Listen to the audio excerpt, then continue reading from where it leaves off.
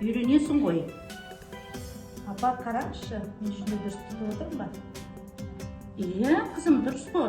Әлде де ұсақтап, мына жүнді кішкене жұмсақ қылып, мына қиқымдары кішкене түсу керек. Өте жақсы түтіп өтсін. Кішкене мына қиқымдары болмау керек. Түте бер, дұрыс бәрі де.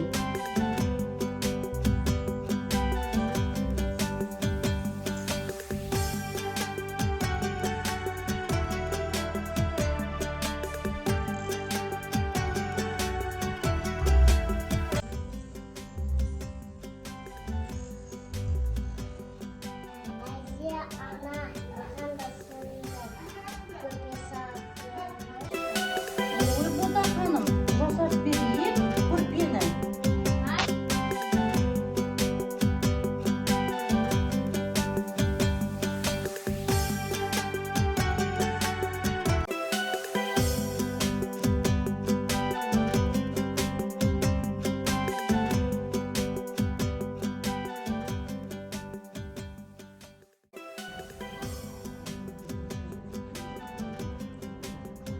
Ботам, көрпең дайын болды.